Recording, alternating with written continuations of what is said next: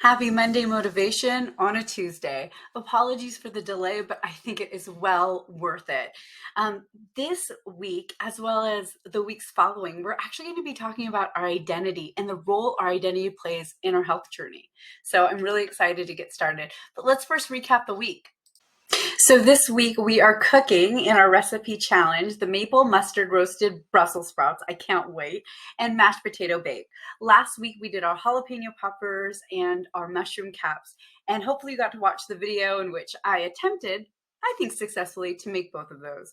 One thing I will note about those jalapeno poppers, my hand was burning for almost the entire day because I had seeded them in my hands. And remember, I use serranos too. So it was phenomenal spicy, but wear gloves or use a knife. I hope you enjoyed last week's meeting where we talked about tips and tricks and resources for our healthy journey.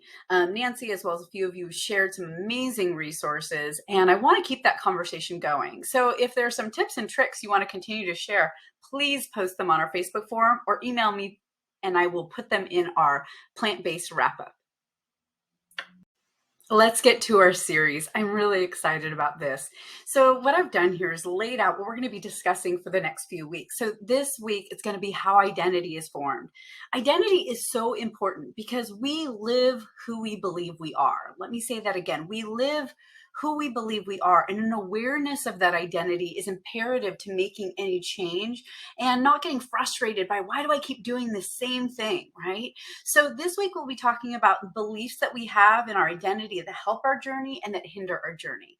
The next week we'll be talking about the power of story, followed by standards versus goals and how to raise your expectations of yourself. We'll also go over consistency and how consistency is an important part of this journey, right? We are what we do most of the time. And then the power of the group, which you're experiencing each and every week, followed up by the power of why and how our why, our vision for ourselves, really anchors us in our journey. But for this week, it's all about how identity is formed. So let's go there. Okay, so first I want to say that this is a tricky topic. And I say that because oftentimes we just accept our identity as just a state of being. It is what it is. That's who we are. But I want you to take a minute to start to really think about, how does your role in life, your identity or your story, change or impact your health journey? So first, let's start with, how do you identify yourself, right? A lot of us identify ourselves by the roles we play: the role of parent, the role of child, the role of employee, the role of employer, the role we play in our community. So this is a great journaling opportunity for you to say, okay, think about the roles that I inhabit. And now let's think about them in relation to my health goals, right? So I shared with you this week, I had a challenging time with my daughter, and we're still working through that. But my role as mother is to be there for my child at all times, right? At all costs. But the problem is, it sometimes is at odds with my healthy identity, which is to put myself first, to put my health goals first. And so it's kind of taking a minute to see, are there roles that we play that are counter to the vision we have for ourselves? And it's not to say those two can't exist together, but it's recognizing what can be limiting and challenging for us. So take a minute to think about, what are the roles you play in your community, in your life, and then how do those either help or hinder your health goals? Now, also part of our story is our upbringing and experiences, of course. And we're going to talk about that next week, looking at our story and how that informs our decisions, our actions, and our choices, right? And then what we consistently do. We'll talk about this probably about probably 3 weeks from now, but still I want to bring it up. What we consistently do is who we are. That's just the reality. So when we're fighting against, hey, why am I not seeing the results I want? Well, what are you consistently doing? But for today, I just want you to think about, how does your current identity help or hinder your health journey? How does your current identity, your current roles, help or hinder your health journey?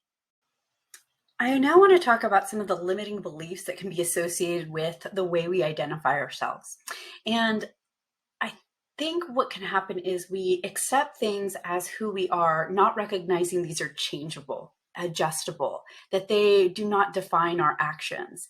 But the way we think oftentimes impacts how we feel and then what we're going to do. So it's important to really identify, okay, what are the thoughts and feelings that go on in my mind? And then how do they help or hinder my journey? So, for example, some of us may believe, hey, you know what? I'm a sugar addict, right? I am a sugar addict.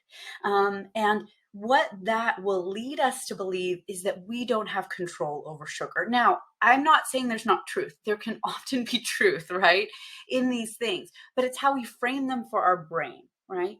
Um, so if I say I'm a sugar addict and I've gone 3 days without eating sugar, well, then what happens is I do believe that on day 4 or day 7, at some point, I am going to eat sugar and that it's just a matter of time, right? If I have the story or the limiting belief that I've tried everything to lose weight and just absolutely nothing works, well, your brain wants to keep consistent. Oh, you identify as somebody who nothing works? Well, we'll make sure that happens, right? So we might try something and then be on the lookout for all the times we're going to mess up like we did before and do what we did before, right? This third one, something I see happen all the time. My life just won't allow for this. You know, I want to be healthy. I want to make some great choices in my life, but there are just too many damn demands on me. Again, it's not to say that these things aren't true, but in what way can we change or reframe this identity to support the new us that we are looking to become, right? So how do we swap these limiting beliefs for beliefs that can actually help us, right? So let's see how we swap some of these. So let's take a moment to swap this particular limiting belief, right? I'm a sugar addict. Again, there is truth to this, and that's good to know that about ourselves. But if I say I'm a sugar addict, I'm going to go down the path of believing sugar has control over me. And there's another belief I can have that will still support this truth, but give me a much more positive outlook and give me actual instructions to this brain to do what I want to do for my goals.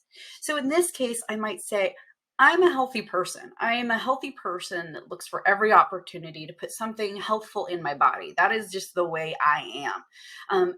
Although I do indulge occasionally in something like a sweet treat, I limit it to special occasions or planned events.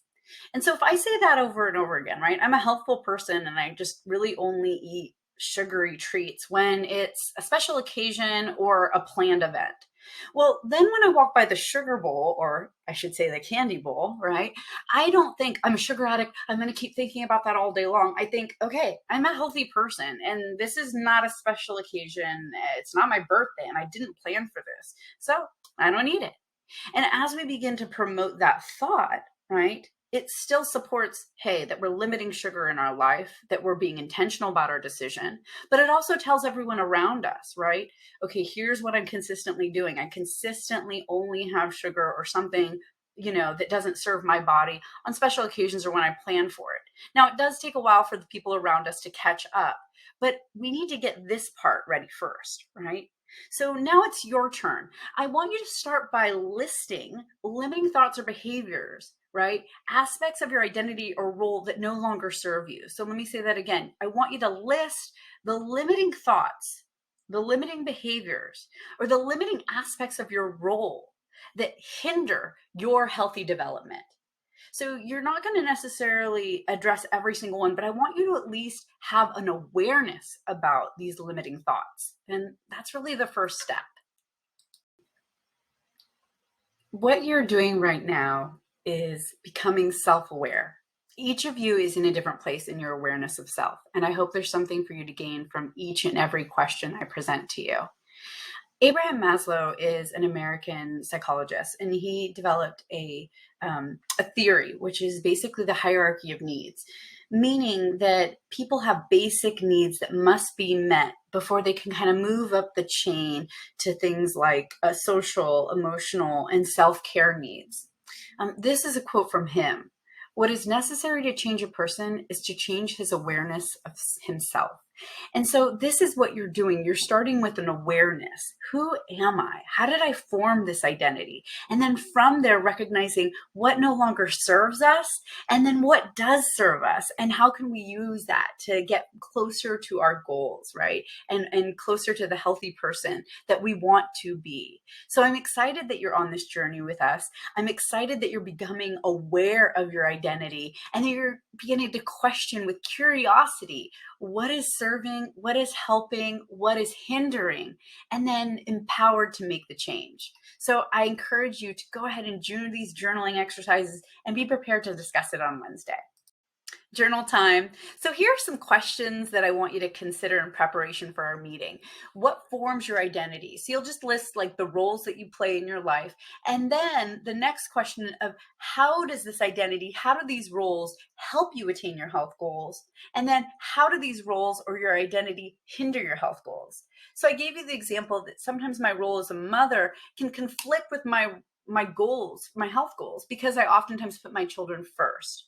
Now, for some of you, your children actually help your goals because you identify as a role model and you want them to make the best choices possible. So, of course, when it comes to eating in front of them or making decisions at the grocery store, they help you because you want to be a great model. You want to show them how to eat healthfully. So take some time to identify those roles and whether or not or in which ways they help or hinder your health. And then this is probably the most important one, if you're going to only pick one to answer, but list the limiting thoughts, feelings, and behaviors that no longer serve you. So what are some of the limiting thoughts that you have on a daily basis, or the feelings you have about yourself and your health, or the behaviors that you're doing that no longer serve you? And we'll use this to move forward about how do we shift that mindset? How do we shift it and shift our identity to healthy person that we're aiming to be? See you Wednesday. And remember, choose you, choose health.